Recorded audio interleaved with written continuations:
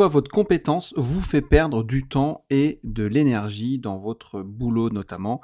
C'est ce qu'on va voir aujourd'hui. Ça peut être totalement contre-intuitif, mais vous allez voir que finalement, vous allez peut-être vous y retrouver. En tout cas, c'est un pattern que je retrouve très souvent dans les entrepreneurs que j'accompagne, notamment ceux qui ont le driver perfectionniste, entre guillemets, et aussi parfois ceux qui manquent de confiance en eux parce que ils veulent montrer que leurs compétences sont fiables, entre guillemets, qu'ils ont ces compétences-là et qu'ils peuvent être la bonne personne pour répondre à telle ou telle problématique. Et très souvent, ça peut venir complexifier tout ça, ça peut venir faire perdre du temps. Et je pense vraiment que la compétence aujourd'hui, elle appelle la nuance, et que quelque part, ça peut être un cercle totalement destructeur. Et c'est ce qu'on va voir aujourd'hui dans cet épisode d'OBT. Un épisode qui va être intéressant, j'espère. Et si évidemment ça vous intéresse, vous pouvez toujours vous abonner sur le podcast. C'est hyper important pour nous d'avoir des abonnés, que ce soit sur Spotify, Apple Podcast ou d'autres plateformes comme Deezer ou quoi, peu importe. Mais abonnez-vous. Nous, ça nous fait monter, ça nous fait progresser comme ça dans le classement des podcasts. Et l'algorithme, il comprend que vous aimez ça. Donc c'est vraiment important pour vous, pensez à le faire, s'il vous plaît, si vous suivez OBT depuis quelques temps en tout cas, et que ça vous plaît. Et sur ce, on est parti pour un nouvel épisode. Bienvenue dans OBT. Ici, avec Pascal, on prend la productivité à contre-courant. Pas de leçon de morale. On discute, on partage nos méthodes, nos galères aussi, et surtout, on dézingue la culpabilité que vous balancent tous les gourous du « fais plus, dors moins ». Le but, que vous passiez un bon moment et que vous ayez envie de passer à l'action, tranquillement, à votre rythme. C'est super bien présenté, Kev. Ce que je vous propose, c'est qu'on attaque tout de suite. Salut, c'est Pascal Dumont et aujourd'hui, on va voir pourquoi votre compétence vous fait perdre du temps et de l'énergie. Si je me trompe pas, c'est le 41e épisode déjà de OBT. On a bientôt fini la saison 1 quand il y aura 52 épisodes. Et vous êtes de plus en plus nombreux à nous écouter, c'est très très cool. Et j'espère que cet épisode va également vous plaire. Alors, la complexité, c'est le piège préféré des gens compétents. Il y a un paradoxe que personne ne veut admettre dans le monde du travail et quelque part de la productivité entre guillemets. Plus on va devenir compétent, plus on va se compliquer la vie. Alors c'est pas forcément par masochisme évidemment, c'est pas non plus par mauvaise volonté, mais c'est simplement parce que la complexité, c'est la forme la plus sophistiquée de l'auto-évaluation. Parce que construire quelque chose de compliqué évidemment, ça ressemble à de l'intelligence. Et notamment dans le driver fait des efforts, dans le driver perfectionnisme, on le retrouve ça. On le retrouve parce qu'on va se dire « Ah, je vais complexifier mon rapport, je vais complexifier ce que je dois rendre, ou peu importe, pour montrer que je sais faire, pour montrer que c'est intelligent, pour montrer que c'est vraiment important ce que j'ai fait. » Et quand on met dans la balance à côté, on va dire, la simplification, vraiment simplifier la chose, eh ben, on a cet élément de comparaison entre quelque chose de complexe et quelque chose de simple, qu'il y en a un qui s'est pris la tête et pas l'autre. Alors qu'en vrai, simplifier, ça demande bien plus de courage et de maîtrise que de complexifier. Et pendant ce temps-là, le cercle il tourne. On va complexifier, on va perdre du temps, on va travailler plus pour rattraper le retard, et on va croire qu'on est productif parce qu'on est occupé, alors qu'on va complexifier encore davantage pour être à la hauteur de l'effort que vous fournissez. En gros, si je fournis pas assez d'efforts, ça veut dire que c'est pas assez complexe. Ça veut dire que c'est trop simple. Et ça, c'est un piège qui est presque invisible. Et très souvent, il s'adresse en priorité aux meilleurs. Et là, on va voir vraiment, on va décortiquer ce mécanisme en profondeur, que ce soit psychologiquement, on va aussi parler philosophiquement et au niveau pratique. Et on va comprendre pourquoi on complexifie, et on va comprendre comment s'en libérer. Je vais vous donner, évidemment, des pistes de réflexion. Alors, pourquoi les gens compétents complexifient ? Tout à l'heure, en intro, je vous disais que la compétence, elle appelle la nuance. Parce qu'en fait, quand vous allez débuter dans un domaine, vous allez voir les choses en noir et en blanc. Okay ? Les solutions, elles semblent évidentes, les problèmes, ils semblent simples, et vous allez agir avec cette simplicité du débutant, qui ne sait pas encore ce qu'il ne sait pas. Et ça, on le voit dans les étapes de l'apprentissage. Il y a 4 étapes de l'apprentissage, enfin 5 si on met la dernière étape. Première étape, je ne sais pas que je ne sais pas, ou je ne sais pas que je ne suis pas compétent. Deuxième étape, je sais que je ne suis pas compétent. Troisième étape, je sais que je suis compétent. Troisième étape, je ne sais plus que je suis compétent, donc j'automatise les choses. Cinquième étape, c'est quand on pense même plus à tout ça, c'est quand on est vraiment dans le flow. Et donc, plus vous allez vous former, plus vous allez accumuler de l'expérience, plus vous allez pratiquer, plus vous allez échouer et plus vous allez apprendre. Et progressivement, vous allez commencer à voir ce que les autres ne voient pas. Les nuances, les exceptions, les cas particuliers, les interdépendances. Ce que les psychologues appellent la complexité perçue. Et la complexité perçue, elle augmente avec l'expertise. Et c'est là que le piège se referme. Parce que voir la complexité d'une situation, c'est une chose, y répondre par de la complexité en est une autre. Et c'est souvent une erreur, et c'est là où vous allez perdre du temps. L'expert, lui, il a du mal à faire la différence. Sa connaissance des nuances lui rend la simplicité suspecte. Une solution, en gros, trop simple lui semble incomplète, naïve et insuffisante. Et ça, je le vois notamment dans les formations. Moi, j'ai créé une formation qui s'appelle l'art de créer une formation. Ok ? Et justement, l'objectif, c'est d'épurer la formation.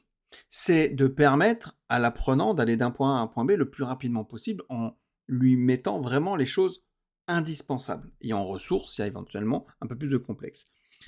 Pourquoi ? Parce que je simplifie la chose. Ça sert à rien de montrer qu'on est expert. Alors qu'un expert qui va en formation, très souvent, il va endormir la salle. Alors, c'est méchant ce que je dis pour les experts, mais s'il n'est pas capable de rendre simple la chose, s'il n'est pas capable de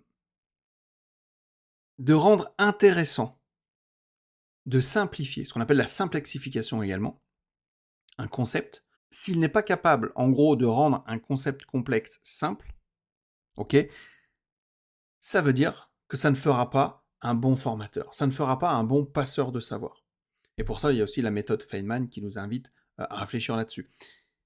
Et c'est pour ça que des fois, avoir des experts en formation, c'est pas forcément le mieux. Oui, le gars, il connaît plein de trucs, mais il ne saura pas forcément les transmettre.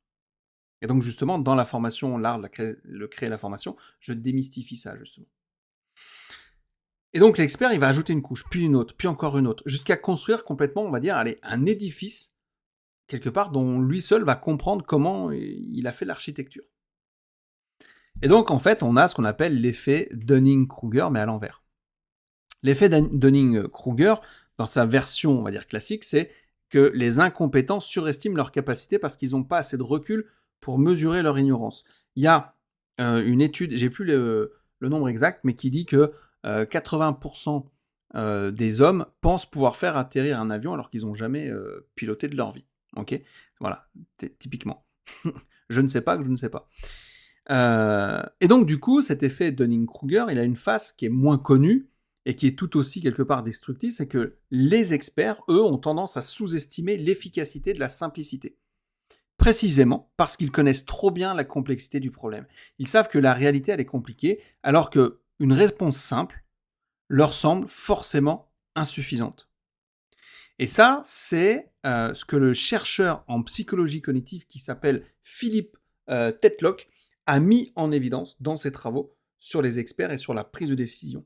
Et en gros, les spécialistes, qui sont hyper qualifiés, font souvent de moins bonnes prédictions que des généralistes, parce que précisément, ils surpondèrent les facteurs complexes et sous-pondèrent les signaux simples.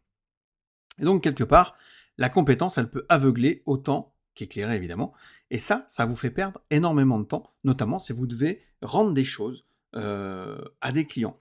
Et je le vois exactement, j'accompagne pas mal d'entrepreneurs qui ont des agences web, je les accompagne notamment à travers l'accompagnement de Valentin Henley, donc, qui s'appelle AGS, et on les voit quand les mecs, ils produisent des sites internet, ils vont des fois dans le détail de ouf et tout, ils complexifient totalement la livraison du site, ou la production du site, et il n'y a pas besoin. Et du coup, ça perd du temps là-dedans, dans les délais de livraison, etc. Donc, la complexité, ça sonne aussi comme un signal de valeur. Il y a aussi une dimension sociale à ça, dans ce mécanisme-là. Et ça, c'est puissant. Parce que dans la plupart des organisations et des cultures professionnelles, la complexité, elle est perçue comme un signe de sérieux. Un plan détaillé sur 40 pages impressionne davantage qu'un plan de 2 pages. Et pourtant, le second est souvent plus efficace. Une présentation chargée de données, de graphiques, de frameworks, de tout ce que vous voulez, rassure davantage qu'un message clair et direct. Et si je reprends justement l'art de la formation ou l'art de créer une formation que j'ai dans mon catalogue de formation, je vous apprends justement à faire différents documents, notamment les documents de présentation, lorsqu'on passe des slides, etc., que ce soit en conférence, en formation. Parce que le document, c'est pas du tout le même que celui que vous allez donner en termes d'information. C'est-à-dire que normalement, vous allez devoir faire 2 documents, un document de présentation, donc votre slide, les slides que vous allez passer, et ça ne doit pas du tout être chargé, ça doit y avoir un mot, une image, et ensuite vous allez donner un document qui va, par exemple, résumer la formation ou résumer la conférence que vous avez faite, etc., où là, il y a du texte, etc. Et ça vient parce qu'on a appris souvent à l'école que la longueur, c'est la preuve d'effort, et que la complexité, c'est une marque d'intelligence, et que simplifier, c'est bâcler. Et du coup, cette croyance, elle est profondément ancrée et elle pousse les gens compétents à surcomplexifier leur travail pour être à la hauteur des attentes. Et notamment les leurs, et aussi et surtout les attentes de celles des autres et de ce qu'on va penser. Et donc du coup, quand on l'applique au travail, notamment le travail intellectuel, ça donne des process qui sont surchargés, des réunions interminables, des documents que personne ne lit jusqu'au bout, et des systèmes d'organisation qui sont tellement élaborés qu'ils nécessitent eux-mêmes du coup d'être réorganisés. Et par exemple, nous, quand on accompagne ces entrepreneurs d'agence web, on leur dit proposez d'abord un audit pour mettre un peu le pied dans la porte. Un audit d'une page, recto verso, ça suffit largement. Il y en a qui vont vouloir faire 10, 20, 15 pages avec des chiffres, des machins, mais le mec, il n'aura pas le temps de lire. Ça ne sert strictement à rien. Et je vous disais tout à l'heure, c'est un cercle qui est complètement destructeur, ça. Comment ça fonctionne au niveau de la boucle ?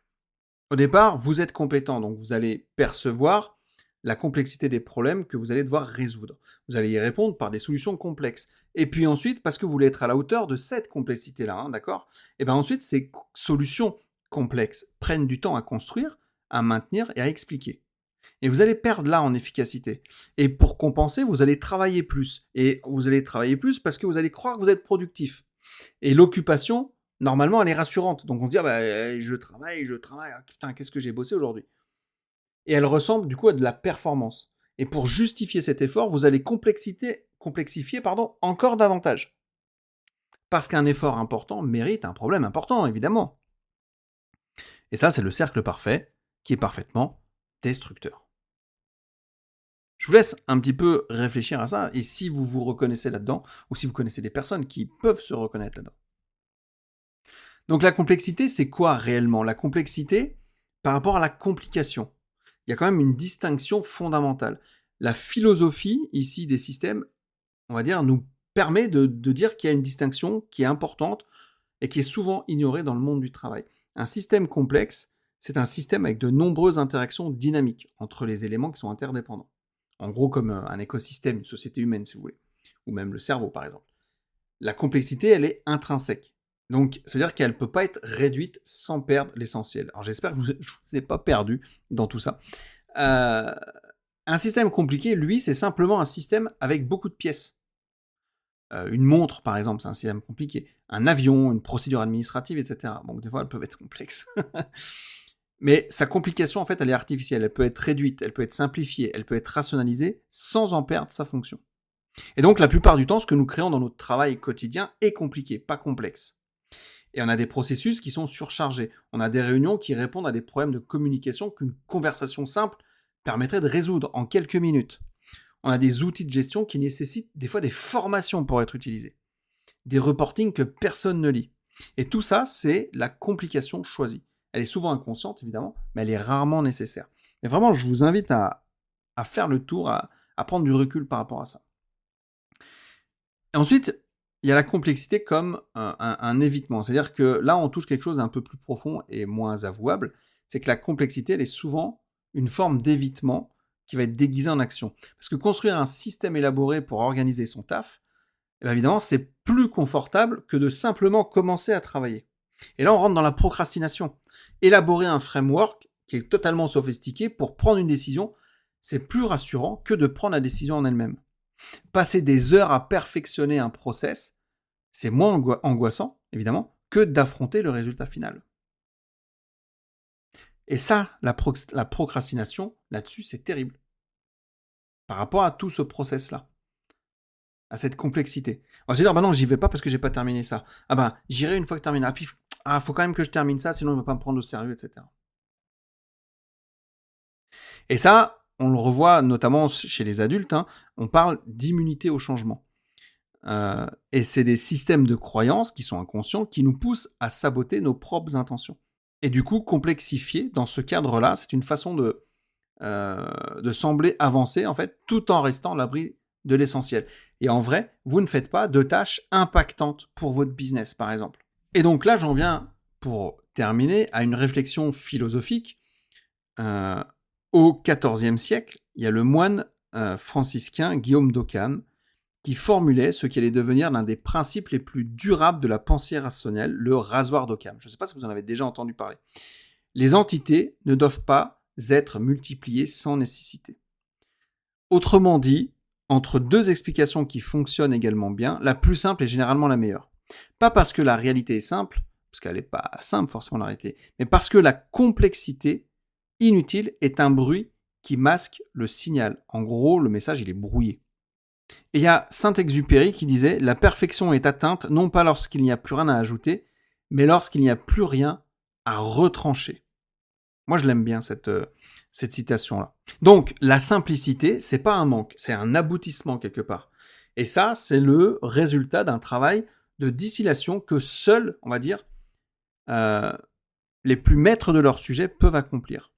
Et c'est précisément pour ça que simplifier est si difficile et c'est assez rare de réussir à le faire. Et il faut mettre aussi son ego de côté. Parce qu'en vrai, tous les experts ont la possibilité de réussir à simplifier tout ça. Ok ? Alors évidemment, c'est le paradoxe de l'expertise, parce qu'il y a une ironie là-dedans. Les plus grandes avancées intellectuelles, qu'elles soient même scientifiques, philosophiques, de l'histoire, ont presque toujours consisté à trouver la formule simple qui explique un phénomène complexe. Donc il y a E égale MC2, la sélection naturelle, l'ADN aussi, la gravitation universelle. Et ça, c'est des idées qui sont d'une simplicité assez déconcertante une fois qu'elles sont formulées. Et pourtant, elles ont nécessité des années, voire parfois des décennies de travail intense pour, justement, être distillées à leur essence. C'est ça, en fait, le truc. C'est qu'on donne le nectar. La vraie expertise, ça ne consiste pas à accumuler de la complexité, elle consiste à la traverser pour atteindre la clarté de l'autre côté. On donne vraiment le nectar. Et je crois que c'est Einstein qui disait ça, il faudrait vérifier. Si tu ne peux pas expliquer quelque chose simplement, c'est que tu ne comprends pas assez bien. Je ne sais plus si c'est Einstein ou si c'est Feynman. Donc, comment on peut sortir de ça ? Je vous donne les solutions ici. Comment on sort de ce piège-là ? Faut distinguer l'effort de la valeur. Ça, c'est la première chose à désapprendre. C'est l'équation qui est complètement inconsciente entre l'effort et la valeur. Le fait que quelque chose soit difficile, long, complexe à produire, ne le rend pas forcément utile. Un mail qui fait 3 lignes, qui est clair, qui est actionnable, ça vaut souvent plus qu'un rapport de 30 pages que personne ne lira. Une décision prise en 20 minutes avec les bonnes informations vaut souvent plus qu'une décision qui met 3 semaines à se prendre avec toutes les informations possibles. Donc, commencez à mesurer votre travail par rapport à son impact et pas à son volume. Okay ? Deuxièmement, appliquez le rasoir d'Occam à vos propres systèmes. Prenez n'importe quel process, système ou outil que vous utilisez au boulot et posez-vous cette question, quelle est la version la plus simple qui accomplirait cette même fonction ? Pas forcément la version parfaite, la version minimale viable. Et ça peut être intéressant. Troisième chose, la règle des 3 questions avant d'ajouter une couche. Avant d'ajouter de la complexité à quelque chose, soit un process, un doc, un système, une réunion, peu importe, posez-vous ces 3 questions. Est-ce que c'est nécessaire ? Est-ce que quelqu'un d'autre que moi comprendra et utilisera ça ? Et est-ce que je construis ça pour faire avancer le travail ? Quatrième chose, pratiquez la pensée en premier principe.